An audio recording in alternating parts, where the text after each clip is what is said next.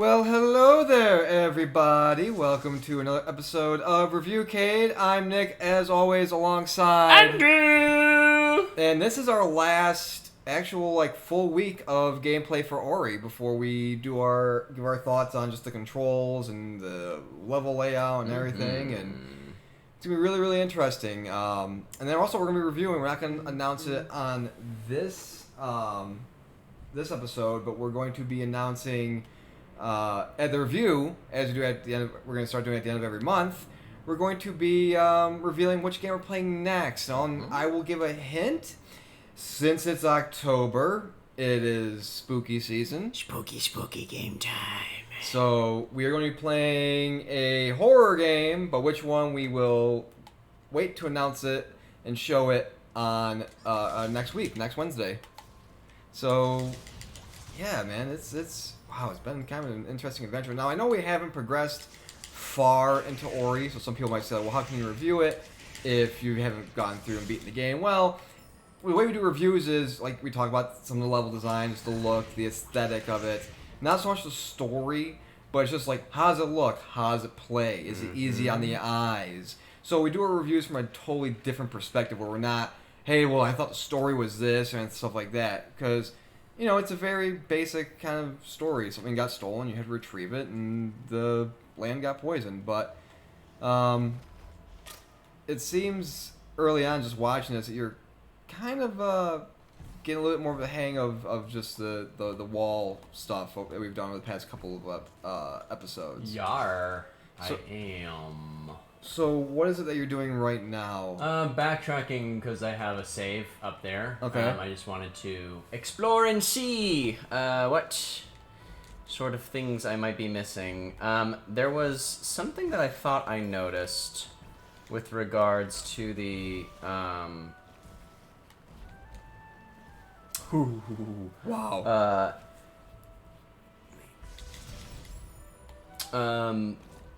You remember that area with the rotating saw blades? It was a little while ago.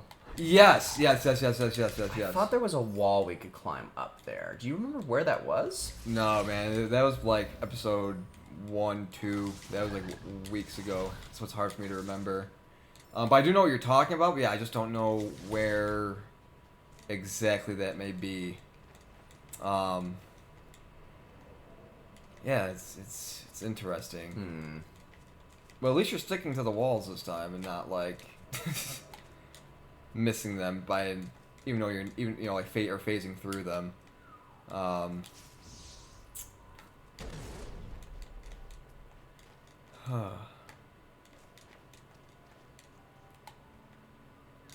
Okay. Good. Got both soul links. Now, hopefully you don't waste the soul links like I did a couple episodes where I climbed that wall and okay. I think that might be the answer that we're looking Yes. for. Because remember I was having to why can't I jump, to that second part? It's because you have to lower it. Again, it's just the small details that you have to pay attention to. Yeah, that's the thing. When we started this part of the level, I'm like, why can't I get to that other side? 'Cause I know I gotta get there. All right. Yeah. You got it. You're good. You're more than good. Good job. Whew. Okay. Whoa, that's a big one.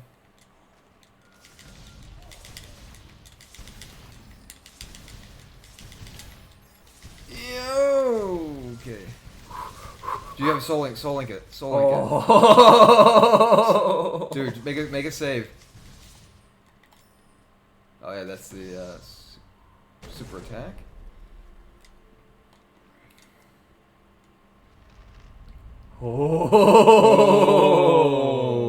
Okay. Yeah. Yeah, but say don't forget to save. I will save right there. Do not repeat my many mistakes and my neglection of an energy door.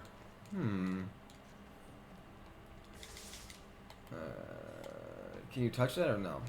Well, you can. You No. can touch it. It's all spongy. Yeah. I thought it was like spider webs.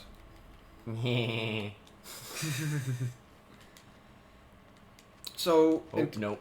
Ooh. Climbing, climbing, climb! Ooh. So here's the thing, in regards to climbing, when is there too much climbing in a game? Like, what, to the point where it gets annoying, like, god damn it, like, really? Or I should say, like, instead of just, ooh, nice, instead of just climbing, what is, like, the one, for you, what is the one thing in the game, whether it's a platform... Ooh. Specifically in a platformer, what's the one thing in a platform where, like, there's too much of it, it just turns you off? I think there is. I mean, when playing a platformer, it's kind of expected that there is going to be a lot of. I mean, I think that this game requires that you have wall climbing. Yeah. It's just the way it's a Metroidvania platformer. Yes. Which is, I kind of expect it from something like this. Yeah. I don't, I can't really think of any examples of games where the wall climbing felt like it was too much for me to handle. Okay. But was there ever a game where, like, there was, like, too much of one action that you just felt like, man, it's getting very, very repetitive, and it's just, like, it got very, like, not so much fun. Like, it was fun in the beginning, but then it's like, really, we're doing this shit again? Okay, I guess we're gonna have to go through it again. No, not really, dude. I genuinely cannot think of an example. You got this. Jump. Ooh. Oh, boy. For me, it's very much, like, going back to one of our very first episodes we actually did when we started the show, almost a year ago, was when we played Aladdin, and it's very hard boss fights, like boss fights that I just feel like they're never going to end. Where I'm like, okay, yeah, cool. It's, I know, like, of course, when you're playing a Souls type game, it's like, okay, I expect that, we're gonna have a very, very, tough road ahead. Or if you play a game like Sekiro, Shadows Die Twice, you're gonna have a very, very tough road ahead, just because that's the type of game it is. But when you're playing a platform like you're playing Aladdin, and you have to, like, throw apples at this guard or even Jafar, and it just gets to a point where it's just like, maybe I should have more than just apples as my weapon. Yeah. Or and it's just, it's I know a lot of it's like timing and stuff like that, but like that Jafar fight, like, I understand he's the final boss, but if you watch it, like, we were almost recording, I think, for like an hour or something like that last episode, and I was just like, okay, I'm just gonna, go off mic or off, we're not we're recording. Gonna do this separately. I'm just gonna record it separately, and I literally went in my room and just put on Aladdin, and it took me like 8 times before I could actually, like, beat him. It took me so many times, man. I was getting so frustrated. And it's just like, there's final bosses or there's just bosses in general. Maybe mostly final, and I understand final bosses, so there's an extra level of difficulty to them. But Donkey Kong Tropical Freeze, that damn walrus boss, where it's like, okay, I understand there's a final boss and it needs to be hard, but this is Donkey Kong at the end of the day. Yeah, like it is a children's game. Yeah, like, it's very, very long. It's very time consuming, and my hands started to hurt after a while. Yeah, especially because I was playing with the Joy-Con, and the buttons are small.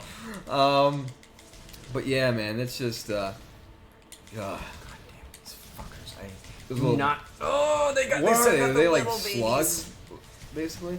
That's like when you step on a spider and it's actually, like, pregnant. You see all those videos, like, oh yeah, or just like and explodes. and it's just babies all over the place. You're like, well, shit. And you gotta call in John Goodman from Arachnophobia and take care of your pest problem. I can't break these myself. No, you need an enemy to, like, jump on it. Which was the guy that I was just fighting. Yes. So yeah, that kind of sucks. So you need that one thing. You're like, oh, I need this enemy to break this for me, and it's like, well, you kind of died. Ooh. Whoa! Whoa, that's an auto kill. Wow. Oh wow. Wow, wow, wow. Wow, wowie wow. Wow. Did not realize. Ooh, wow, I could actually skip. So here's I found a skip. So here's a question. Not saying it'll be a while, but since we've played Ori and the Blind Forest, would you be interested in doing Will of the Wisps, like maybe like in a month or a couple months or so from now, and see if there's like any significant improvements? Yeah. Considering, I mean, Will came out came out a couple years recently. ago. Yeah. So maybe you would think there may be some sort of jumps in it. Ooh. Hello. You gained an ability point. That'd be pretty interesting. It'd be pretty interesting to see if there's any growth, and just if they change kind of like the level design and just the enemy designs and how you face them over the past couple of years. See if there's any feedback. 'Cause that's the thing I like about games that have sequels, especially. It's just like, okay, what have you grown on? What have you improved on? Is there any improvements that you could have made, or is it the same old? Like, I think in a sequel you find out a lot about a developer. You find out a lot about their visions. Okay, is it the same old stuff, or what can we do to improve it? Not just in the control scheme, but like story and just character design, character abilities, stuff like that. Like the ability tree in this one. How different is it in Will of the Wisps? However one you want to build, my friend, choose. Requires 2 ability points. What does that do on Go Back Up? Create Soul Link restores 2 life cells. Oh, that's what we did. Okay. You gonna save up for that? Yep. Cool. Which is actually nice. It's like, hey, here's a save, and here's also some life for you as well. God damn. Stop it! So that's how it's these because there was another one of these like little lava slug things that was up ahead that will be able to assist me in.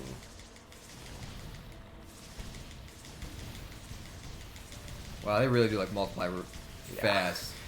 See, this is a thing where talking about accessibility, where when you have to do that, when you kill a big enemy and it splices into smaller enemies, and hearing the amount of tapping you're doing on that X button, again, in terms of accessibility, it's like it'd be nice if to attack you could just hold the X button down so they have to like rapidly tap it, because after a while it can be painful for some people to have to repeatedly tap a certain button over and over and over again. So it's just that's something that would be interesting to see if in Will of the Wisps, if that's something that they've included to where like you don't have to rapidly tap buttons anymore. You can just hold down X and you will just have a fluid use of attack orbs, basically going after an enemy. And the thing is like, god damn. And the sad thing is, I'm going to say this too, is something that needs to be said. There are a certain group of people who look at gamers like when you have to have, and they look at gamers who have to have invincibility on. They look at gamers who have, as I said, like, well, you can't tap buttons, you gotta do this, you gotta do, and it's the get good crowd, and it's like, first of all, screw you. Second of all, well, no, because it's like, as somebody who is technically disabled by having, I'm missing the lower right part of my hand, like, I'm sorry, there are certain attacks where doing them over and over again, pressing them over and over again, and it's one button over and over again, it hurts after a while. It gets tiring.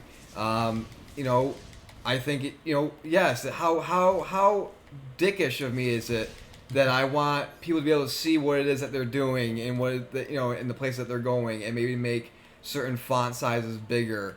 Yes, that's very dickish of me. How dare you, sir? Yeah, how dare I want people, all gamers, no matter their physical capabilities, how dare I want all gamers, no matter their physical capabilities, to want to be able to enjoy the games that their friends or they themselves like and want to enjoy. How dare I? So to that crew, I will say fuck you. Cruel. Just rude. Yeah.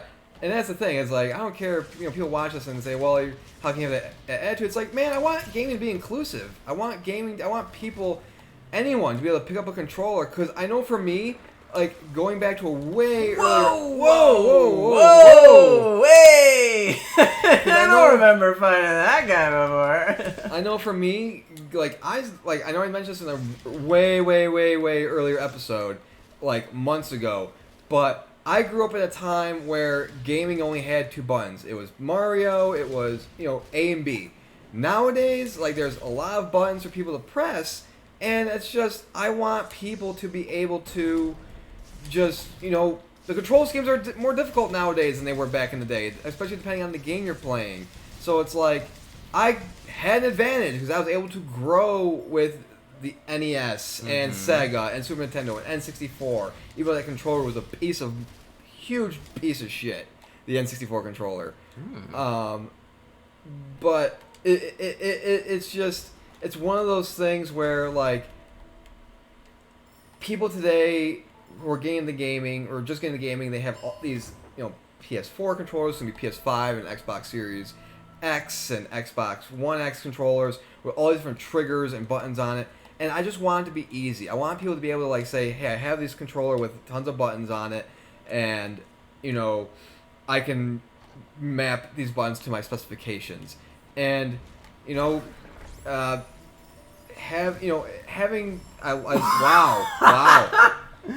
That's not fair. Wow. And having, the Microsoft come out with that, the accessibility controller is wonderful. It's great. But also at the same time, I think developers should know, like, hey, not everybody can afford a controller like that. So let's see how we can make our games as accessible as we can, and make, give them some button mapping, give them some things that they can do at their disposal to make gaming easier. So that's my rant for the episode.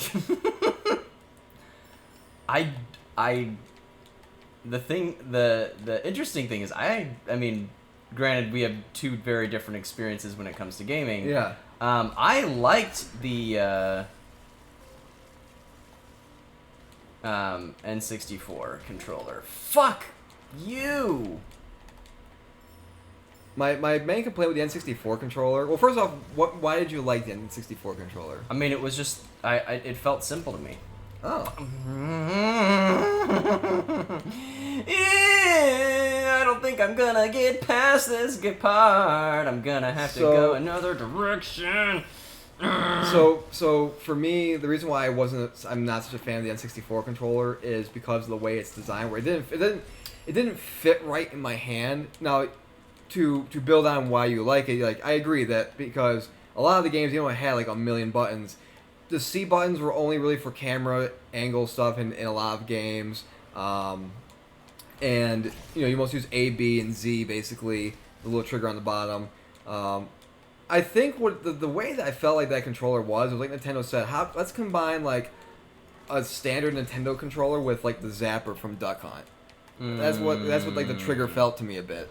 When you held it in your hand, it was like, what it felt like? It felt like there's these certain, like, I think they're Japanese blades. I know I actually, like, own some, and they're in storage, but they're kind of like an N64 controller. Like, you hold it, it's like a grip, like a certain grip style. So it's like it felt like you're holding, like, a set of blades in your hand.